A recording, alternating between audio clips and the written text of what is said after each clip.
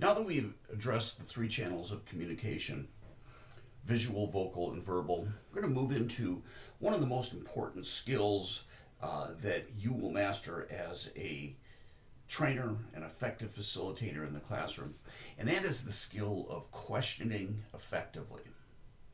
Now, before we jump into some of the specific techniques, I want to ask this question. Have you ever heard this question asked before in a training session? Any questions? You probably have. My point in raising this particular question is that you should never ever ask that question. It is a waste of time. It is a waste of your breath. Asking any questions? Now, typically, when does a facilitator ask that question during the course of a module in a training class? Yeah, typically it's toward the end of a topic. So we're making a transition from one topic to another. And that's exactly the way that your audience sees it. They don't see it as an actual request for questions. They see it more as a kind of a clumsy transition from one topic to another. And most often your trainees are going to, participants in the class are going to tune out at that point, right? Because they don't think it's a legitimate request for a question. So that's why I have that red circle up there with the cross through it, okay? Don't ever ask that question, okay? I'm going to go over with you a series of types of questions that will help you be more effective in the classroom. Now you can see up on the screen there are 6 different types of questions that I've listed. There are more, but these are some of the most common types. The first 2 are really classifications of questions. So an open-ended question. So who can tell me what an open-ended question is?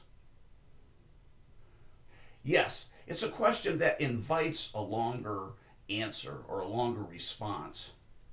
And I say invites because your participants will answer however they want to answer, whether, you could ask them, tell me about a time that you went to play a sport. And, participant could respond, oh, yeah, it was a great time. Okay, so basically a short response to an open-ended question when you're inviting a longer response. Now the second type, general category of question is close-ended. And the close-ended question, just the opposite. It invites a short 1 or 2 word response. How many participants were in your last class? Did you like the content, the way that it was laid out in the facilitator guide? Yes or no. That would be an example of an open-ended question or a close-ended question.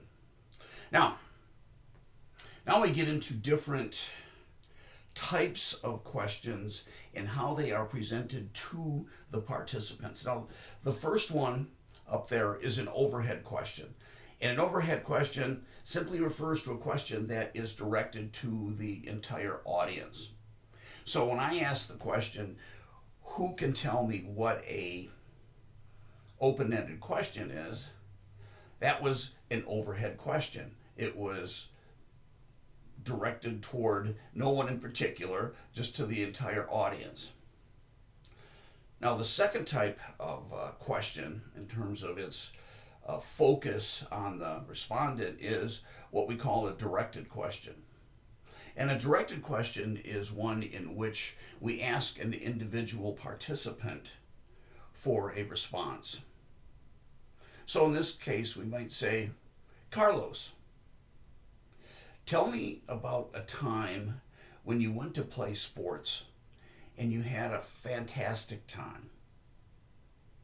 Okay, so that's a question directed to one individual. Now, some specialty type of questions are those that are listed below. A relay question. So I might ask a question of Carlos, and then as Carlos responds, I might say, Bob, could you add to that? Or Sandra, what's your thought on that?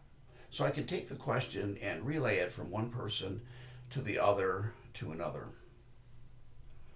And the final of the 6 types that we're going to discuss today is the bounce back question.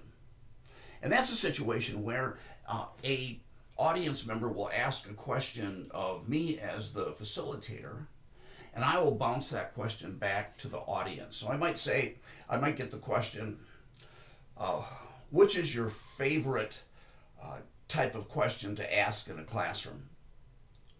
And I might respond by saying, oh, that's an interesting question. What do you think about it? Based on what we've seen so far, who can tell me what their favorite type of question is? So I don't necessarily respond to the question myself, but I bounce it back to the audience and ask them to respond. Because we don't always have to respond to every question that's asked of us.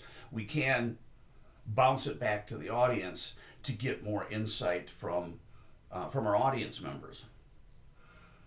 Now, a couple of leading practices, pardon me, that I would like to share with you. And the first one is extremely important. It's what we call the 7-second rule. Now, the 7-second rule is that when you ask an overhead question, be prepared to wait 7 seconds for a response. So let me give you an example, and in this case, no one respond, okay? So I might ask you, which of the questioning types would you ask in this situation? And then I would go on to describe a situation. And if I don't get a response immediately, I have to be prepared to wait for 7 seconds.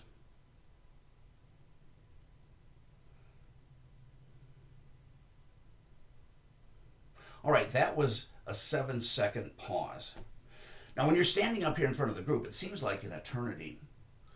But we use the 7-second rule in order to create some maybe tension in the room that will cause people to want to respond to the question in order to break the tension, to break that silence in the room. And this is especially important at the beginning of a training session, because training goes on at the beginning of a session as to how interactive and involved your participants are going to be.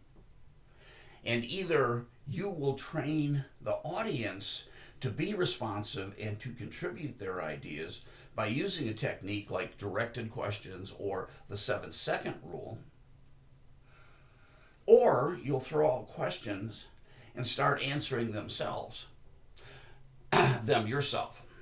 So in the first case, I'm training the audience to be responsive. In the second case, the audience is training me to answer my own questions, which is obviously not the situation that we want to create. And then the second leading practice that I would like to cover, in addition to the 7-second rule, is asking presumptive questions. And by presumptive, I mean assuming that someone in the audience either has a question or knows the answer to the question. So if I refer back to my other question to stay away from that I mentioned in the previous slide, any questions? Okay, again, totally ineffective question. A better way of phrasing it is to phrase it presumptively: who has a question, or who has the first question? Presuming that someone in the audience does have a question. And then being prepared to wait that 7 seconds to create the tension in the room that someone in the audience is going to want to break, and which will cause that interaction to go on in the classroom that you're looking for. Now, it's important, especially when asking directed questions, those that are aimed at an individual participant, to ask a question in a fair way, which is going to set the respondent up for success. And on the screen, I have the steps for doing that, sort of structuring an effective directed question. Now, it's important, and I always do this, I always have name tents out for the participants and have them write their first name on with a large marker so that it's visible from around the room, so that I have the ability to call on individuals by their name. Okay. Now, first step in the process of asking an effective directed question is to call out the person's name. It's Andre. Okay. Now, when Andre hears his name, he's going to perk up, right? Okay, I'm being called on. But then I want to give Andre a chance to kind of refocus on what's going on. So after I call out his name, I'm going to pause. I'll say Andre. Short pause. I'll establish eye contact with Andre, and I'll start reading Andre's body language, like how receptive is he to answering the question. Does he look nervous? Does he look relaxed? Does he look enthusiastic? Okay. And then I'll state the question. So I'll ask Andre a specific question. And as I'm asking the question, I am reading Andre's body language to see, oh yes, I got this one, or I have no idea, I was half asleep when you talked about that particular topic in the module. Because I want to set Andre up for success. So I'll call out the name, Andre, pause. I will establish eye contact with Andre, then ask the question, and I'll gauge his physical reaction as to how prepared he is to answer that question. Now, when I do that, in most cases, Andre is going to be able to answer the question, but in some cases, Andre might struggle. So in this case, I have two options if Andre is struggling with the answer. Because again, I want to set him up for success. So the first option is I can just simply call out and say, well, who can help Andre with this answer? Okay, and get another volunteer from the audience to step in and help assist Andre. Okay, or I can, what the last bullet point has on this slide, I can deconstruct the question. So I might ask him, Andre, what is your favorite type of question to ask in a training class? Your favorite questioning technique? And he might struggle with that. So I might prompt him a little bit and say, well, as you recall, we have overhead questions. We also have, anyone in the audience, or we have directed questions to an individual. They can be open-ended or closed-ended. So what's your favorite? Okay? And then with that prompting, by deconstructing the question, I set Andre up to be successful in answering and responding to my particular question. So we talked about the types of question. We talked about the structure of a directed question, which are my favorite type of questions to ask. Now let's take a look at the last element of our questioning process, and that is our questioning strategy. Now, when we begin a training session, participants come in with different expectations about how interactive this session is going to be based on what they've heard about the course or possibly previous training sessions that they have attended. So here's a strategy that I recommend. As you begin your training class, start with directed questions. So start calling on people right from the very beginning of the class. So as soon as you get into, past your introductions, start calling on people. And then once you start with the directed questions, stay with directed questions. So ask, 4, 5, 6, 7 directed questions early on in the training session. And then once you've done that and established that this is going to be a participative session, then you can be free to switch to overhead questions directed to anyone. And the psychology behind that is that as I am calling on different individuals, I call on participant number 1, number 2, number 3, number 4, number 5, number 8, okay? The participants get the idea that, well, he could call on me. So after I've asked series of directed questions, I could then switch to the overhead questions, because the psychology in the mind of my participants is that, I asked the ninth question, let's say. I've asked 8 directed questions in a row. And then I say, who can tell me, step number 5 in the model? Well, all of a sudden, hands are going to go up, because the participants who know the answer want to answer it, because they think what will happen is that I will give them a check mark, put down a mental check mark by their name, not to call on them when I ask more directed questions.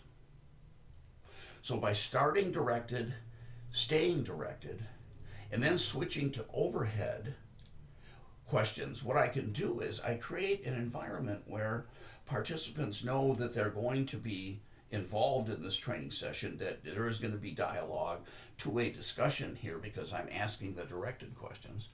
But then when I switch to the overhead questions, asking it of the entire audience, people are quick to volunteer, because they want to answer the questions that they know. They want to look good in front of their peers. So those are the strategies that you can use in order to start your training session in a dynamic way, which is going to get participant involvement. But of the utmost importance, and just to re-emphasize this, and this is something that we're going to practice in our exercise in just a few moments, is the process or the steps in asking a directed question. And just to review those, number 1, call out the person's name. Pause. Make sure you've got their full attention, because they may have been distracted at the time. Name, pause, eye contact. Start reading their body language. Call out the question. And then if they answer, great. If they're struggling, we can ask for someone else to help in the audience to help out. Or third, we could deconstruct the question to break it down into component parts to make it easier for the participant to respond. So those are the key skills and strategies that go into effective questioning. And now we're going to move on to the exercise.